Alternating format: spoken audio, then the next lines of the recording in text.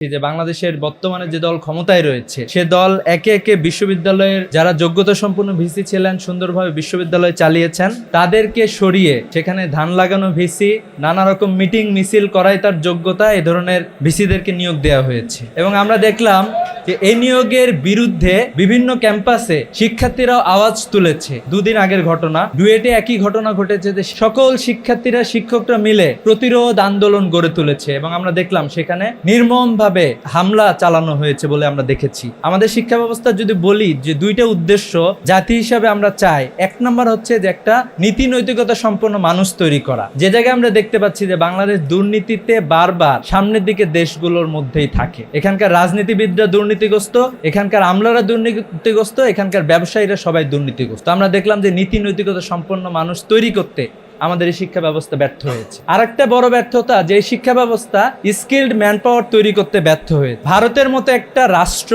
যে রাষ্ট্রের জনগণ পৃথিবীর বিভিন্ন দেশে তারা ছড়াই ছিটায় আছে। আপনারা একটু অস্ট্রেলিয়ায় দেখবেন, যখন ভারত আর অস্ট্রেলিয়ার খেলা হয় তখন ভারতের সাপোর্টার অস্ট্রেলিয়ার সাপোর্টার যে বেশি থাকে সেখানে। এরপর আমরা দেখতে পাই যে বাংলাদেশ হলো এমন একটা দেশ, রেমিটেন্স আয়ের দিক দিয়ে বাংলাদেশ ভারতের 3-4টা দেশের মধ্যে একটা সবসময় থাকে। ভারত বাংলাদেশ থেকে রেমিটেন্স আয় করে প্রচুর পরিমাণে। বাংলাদেশে প্রাইমারি স্কুলের যা বেতন, ভারতে একই শিক্ষক তার বেতন হচ্ছে ডাবল। তো এভাবে আমরা দেখি যে বাংলাদেশের শিক্ষা ব্যবস্থায় সরকার বারবার ব্যর্থ হয়েছে। বাংলাদেশ জামাতে ইসলামীকে ধন্যবাদ। আসলে বাংলাদেশ সরকার যে বাজেট প্রণয়ন করবে সে বাজেটের উপরে আজকের এই আলোচনা আয়োজন করেছেন এবং আমার মনে হয় যে শিক্ষা দিয়েই শুরু হচ্ছে। বাংলাদেশের যে কোনো রাজনৈতিক দল, বিশেষ করে জামাতে ইসলামকে ধন্যবাদ জানাচ্ছি, ওনারা যে আলোচনাটা শুরু করেছেন বাংলাদেশের হয়তোবা অনেক বিষয় নিয়ে তারা আলোচনা করবে, অর্থনীতি নিয়ে আলোচনা করবে, অন্যান্য বিভিন্ন সেক্টর নিয়ে আলোচনা করবে। শুরুটা করেছেন শিক্ষা দিয়ে, এই জন্য আপনাদেরকে ধন্যবাদ জানাচ্ছি। পক্ষান্তরে আমরা এটাও দেখতে পাচ্ছি যে বাংলাদেশের বর্তমানে যে দল ক্ষমতায় রয়েছে সে দল একে একে বিশ্ববিদ্যালয়ের ভিসি যারা যোগ্যতা সম্পন্ন ভিসি ছিলেন সুন্দরভাবে বিশ্ববিদ্যালয় চালিয়েছেন তাদেরকে সরিয়ে সেখানে ধান লাগানো ভিসি নানা রকম মিটিং মিছিল করাই তার যোগ্যতা এই ধরনের ভিসিদেরকে নিয়োগ দেওয়া হয়েছে এবং আমরা দেখলাম যে এই নিয়োগের বিরুদ্ধে বিভিন্ন ক্যাম্পাসে শিক্ষার্থীরাও আওয়াজ তুলেছে। আপনারা দেখবেন যে গত দুদিন আগের ঘটনা ডুয়েটে একই ঘটনা ঘটেছে যে সকল শিক্ষার্থীরা শিক্ষকরা মিলে প্রতিরোধ আন্দোলন গড়ে তুলেছে এবং আমরা দেখলাম সেখানে নির্মমভাবে হামলা চালানো হয়েছে বলে আমরা দেখেছি।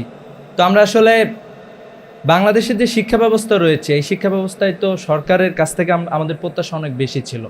বর্তমানে যে শিক্ষা ব্যবস্থা আছে সেই শিক্ষা ব্যবস্থার তো আমাদের জাতির মৌলিক কোনো রিফ্লেকশন আমরা এখানে অনেক ক্ষেত্রে দেখি না। কারণ আমরা জানি যে এটা হচ্ছে এক্সটেনশন। ব্রিটিশরা যে শিক্ষা ব্যবস্থা তৈরি করেছিল তাদের একটা লক্ষ্য উদ্দেশ্য ছিল। তাদের লক্ষ্য উদ্দেশ্য ছিল যে বাংলা ভাষাভাষীদের মধ্যে তারা তাদের দোভাষী তৈরি করবে।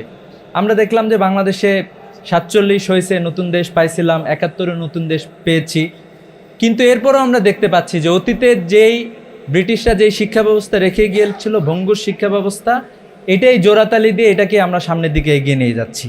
তো এই জায়গা থেকে আমরা মূলত যেটা চাই যে বাংলাদেশের শিক্ষা ব্যবস্থায় আমূল পরিবর্তন দরকার। আমাদের শিক্ষা ব্যবস্থা পুরোপুরি ব্যর্থ হয়েছে। আমাদের শিক্ষা ব্যবস্থা যদি বলি যে দুইটা উদ্দেশ্য জাতি হিসাবে আমরা চাই, এক নম্বর হচ্ছে যে একটা নীতি নৈতিকতা সম্পন্ন মানুষ তৈরি করা।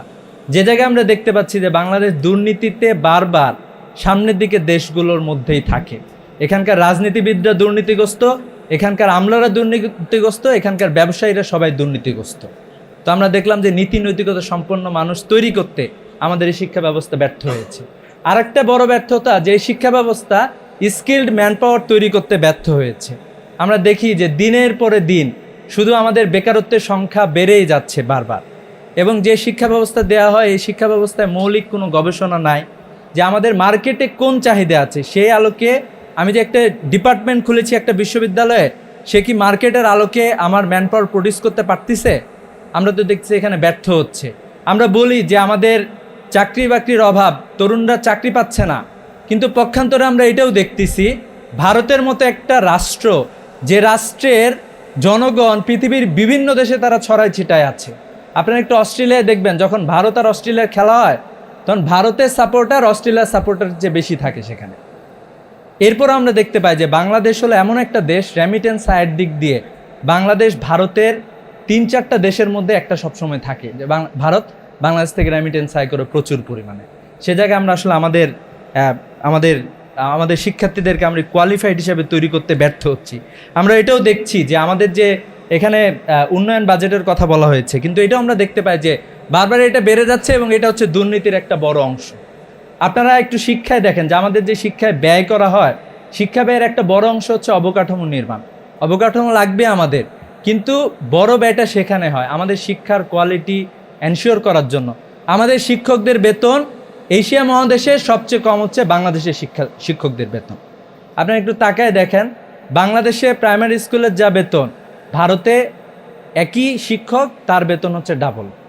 তো এভাবে করে আমরা দেখি যে বাংলাদেশের শিক্ষা ব্যবস্থায় সরকার বারবার ব্যর্থ হয়েছে। আমরা বারবার বলে এসেছি বাংলাদেশ ডেমোগ্রাফিক ডেভিডেন্টের মধ্যে আছে, এখানে তরুণ সংখ্যা অনেক বেশি। এই তরুণদেরকে যদি আমরা ঠিকঠাক মতো গড়ে তুলতে পারি, বাংলাদেশকে আর পেছনের দিকে তাকাইতে হবে না। আমরা যেই কয়েকটা দেশকে দেখেছি যে উন্নতির শিখরে আরোহণ করেছে, তারা মালয়েশিয়ার কথা বলি, ভিয়েতনাম তাইওয়ানের কথা বলি, অথবা দক্ষিণ কোরিয়ার কথা বলি, সবাই দেখবেন যে এই ডেমোগ্রাফিক ডেভিডেন্টটাকে কাজে লাগিয়েছে। কিন্তু আমরা এটা তো দেখছি যে আমাদের সরকার বারবার ব্যর্থ হয়েছে। আমরা এটা আজকের এই সেমিনার থেকে আমরা দাবি জানাতে চাই। আমরা দেখেছি যে বিগত যে সরকার ছিল, এই সরকার ফ্যাসিস্ট যে সরকার ছিল, এই সরকার 28 লক্ষ কোটি টাকা বাংলাদেশ থেকে পাচার করেছে।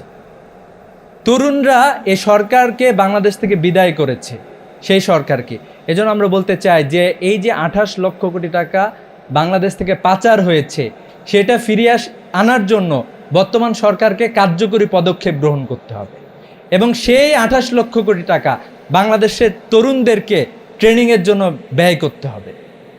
এটা আমরা দাবি জানাচ্ছি। বাংলাদেশের প্রত্যেকটা সেক্টরের তরুণরা কোয়ালিফাইড। আপনি একটু দেখবেন যে তরুণরা সাংবাদিকতা করতেছে, তারাও নানা ধরনের যোগ্যতা সম্পন্ন।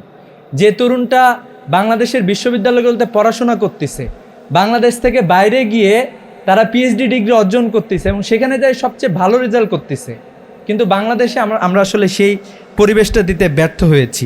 তো এই জন্য আমাদের প্রত্যাশা হলো যে একটা বাজেট হবে, এই বাজেটটা যাতে চিন্তা চেতনা করে, এটা যাতে ভালোভাবে গবেষণা করা হয় যে কোন কোন সেক্টরের মানুষ দরকার, কোন কোন জায়গায় আমরা তরুণদেরকে ট্রেনিং দিব, কিভাবে তাদেরকে ইফেক্টিভ কাজে লাগাবো। আমাদের বেকারদের নিয়ে, এই যে বাংলাদেশের এত প্রায় অসংখ্য বেকার রয়েছে, এই বেকারদের নিয়ে সরকারের বাজেটের মধ্যে আমরা চাই যে বাজেটেও এটা একটা বিশেষ খাত হিসাবে গণ্য হবে। কারণ এত বিশাল একটা প্রজন্ম, তরুণ প্রজন্ম যারা কাজ করতে চায়, যারা কাজ করার জন্য আগ্রহী, তাদের কোন কোন জায়গাগুলোতে যাওয়ার সুযোগ আছে। স্পেশালি আমরা জানি যে বাংলাদেশে প্রচুর মানুষ আছে যারা বিদেশের বিভিন্ন দেশে থাকে, তাদেরকেও ট্রেনিং দেওয়ার জন্য স্পেশাল ব্যবস্থা সরকারের পক্ষ থেকে রাখা উচিত। যেই মানুষটা সামান্য একটা ছোট কাজ করার জন্য গিয়েছে, তাকে যদি আমি একটু ওয়েবসাইট চালানো শেখাই, কম্পিউটারের টুকটাক কিছু স্কিল শেখাই দিতে পারি, এই জাতীয় ব্যাপারগুলো আমরা মনে করি যে আমাদের বাজেটে অন্তর্ভুক্ত, আমাদের বিস্তারিত পরিকল্পনার মধ্যে থাকা দরকার। শুধুমাত্র ফর্মাল এডুকেশন না, ইনফর্মাল এডুকেশন, উপানুষ্ঠানিক যে শিক্ষা ব্যবস্থা আছে, সবগুলো জায়গায় সরকারকে গুরুত্ব দিতে হবে। আমরা জানি যে টেকনোলজি অনেক দূর আগায় গিয়েছে, এআই সহ অনেক তথ্য প্রযুক্তির সামনে অনেক কিছু ডেভেলপ হবে। তো ওইটা টার্গেটে রেখে যে আগামীর প্রযুক্তি কি আসতেছে, সেই আলোকে আমরা তরুণদেরকে যদি একটু ট্রেনিং দিতে পারি, তাদেরকে আমরা গড়ে তুলতে পারি, তাহলে আমরা মনে করি যে বাংলাদেশের সামনের দিকে বাংলাদেশ এগিয়ে যাবে ইনশাল্লাহ। তো জামাতে ইসলামকে ধন্যবাদ জানাচ্ছি, সবাইকে ধন্যবাদ জানাচ্ছি। আসসালামু আলাইকুম।